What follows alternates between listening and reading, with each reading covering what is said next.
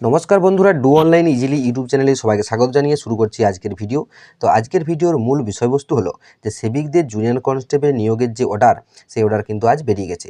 সেই অর্ডারে কি বলা হয়েছে, যেমন উচ্চতা কী চাওয়া হয়েছে, তারপর বয়স কত থাকতে হবে, এবং পাশাপাশি মাঠে কত মিটারের দৌড় হবে, কীরকম মেডিকেল টেস্ট হবে, সমস্ত কিছুই আপনাদেরকে কিন্তু জানিয়ে দেবো। তাই ভিডিওটি প্রথম থেকে শেষ পর্যন্ত একটু ধৈর্য ধরে দেখুন। আর ভিডিওটি ভালো লাগলে অবশ্যই ভিডিও একটা লাইক করে যাবেন, এবং যারা আমার চ্যানেলে নতুন তারা অবশ্যই চ্যানেলটিকে সাবস্ক্রাইব করে রাখুন, যাতে আপনারা সমস্ত রকম সরকারি চাকরির খবর বা আপডেট সবার আগে পেয়ে যান।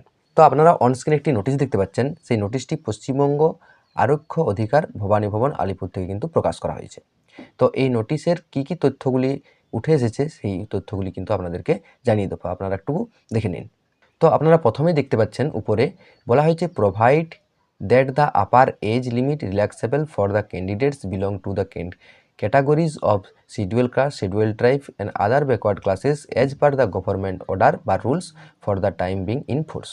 অর্থাৎ আপনারা এই পোর্শনটাতে যে বয়স সম্পর্কিত তথ্যটা কিন্তু বলা হয়েছে, যে এই বয়স সম্পর্কিত যে তথ্য, সেই সম্পর্কিত তথ্য কিন্তু এখনও পর্যন্ত কোনোরকম অর্ডার হিসাবে বলা হয়নি। যে গভর্নমেন্ট বা সরকারের যে অর্ডার, সেই অর্ডার অনুযায়ী কিন্তু পরবর্তীতে জানিয়ে দেওয়া হবে।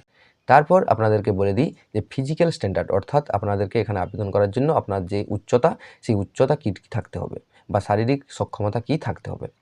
তো প্রথমে আপনারা দেখতে পাচ্ছেন এখানে মেল ক্যান্ডিডেট বা ছেলেদের জন্য উচ্চতা থাকতে হবে কিন্তু 160 সেন্টিমিটার, এবং তাদের বুকের মাপ 74 সেন্টিমিটার নর্মাল এবং 79 সেন্টিমিটার কিন্তু ফুলিয়ে, অর্থাৎ বুকের ছাতি ফুলিয়ে 79 সেন্টিমিটার কিন্তু আপনাদেরকে করতে হবে। একই ক্ষেত্রে ফিমেল ক্যান্ডিডেটদের জন্য আপনারা দেখতে পাচ্ছেন এখানে যে উচ্চতা চাওয়া হয়েছে 152 সেন্টিমিটার, সেক্ষেত্রে মেয়েদের ক্ষেত্রে কোনো বুকের মাপ নেওয়া হবে না। তারপরে বলা হয়েছে রিজার্ভেশন পোস্ট। এই রিজার্ভেশন পোস্টগুলি যেমন সরকারি থাকে, যে শিডিউল কাস্ট, শিডিউল ট্রাইব এবং ওবিসির জন্য যেরকম বা এক্স সার্ভিসম্যানদের জন্য যেরকম থাকে, সেরকম অনুযায়ী এই রিজার্ভেশন পোস্টগুলি কিন্তু থাকবে। তারপরে দেখুন আপনারা বলা হয়েছে এখানে মুড অফ সিলেকশন, অর্থাৎ এই যে নিয়োগটা হবে, এই নিয়োগটা কিন্তু দুটি ধাপে নিয়োগটা করা হবে। আপনারা দেখতে পাচ্ছেন এখানে এতে বলা হয়েছে measurement of physical standard as prescribed under rule 3D, অর্থাৎ যে শারীরিক সক্ষমতা আপনাদেরকে বললাম, সেই শারীরিক সক্ষমতা একটি ধাপ, এবং তারপরে দ্বিতীয় ধাপ বলা হয়েছে ফিজিক্যাল এফিসিয়েন্সি টেস্ট বা পিইটি। এর এই পিইটিটা কি, সেটা আপনাদের যে মাঠে যে দৌড় হয়, সেই দৌড়টি যদি আপনারা সম্পূর্ণ করতে পারেন যে টাইমের মধ্যে, সেই টাইমের মধ্যে দৌড়টি কমপ্লিট করতে পারলেই কিন্তু আপনাদের ফিজিক্যাল এফিসিয়েন্সি টেস্ট কিন্তু কমপ্লিট হবে। সেই দৌড়টা কত মিটার এবং ক মিনিটে কমপ্লিট করতে হবে সেটা আপনাদেরকে একটু জানিয়ে দিই। তো দেখুন আপনারা এই জায়গাটাতে বলা হয়েছে অপশান এতে for male candidate 800 meter run maximum 4 minutes, অর্থাৎ আপনাদের 800 মিটারের দৌড় হবে, সেটা 4 মিনিটে কিন্তু কমপ্লিট করতে হবে।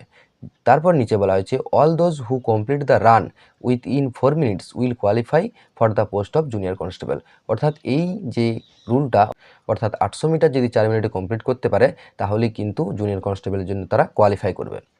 দ্বিতীয়ত বলা হয়েছে for the female candidate 400 meters run in maximum 2 minute 30 second, অর্থাৎ 2.5 মিনিটে যদি তারা কমপ্লিট করতে পারে, মেয়েদের ক্ষেত্রে সেটা, মেয়েরা যদি 2.5 মিনিটের মধ্যে কমপ্লিট করতে পারে 400 মিটার, তাহলে কিন্তু তাদেরকে জুনিয়র কনস্টেবল পদের জন্য তারা কিন্তু যোগ্যতা অর্জন করবে।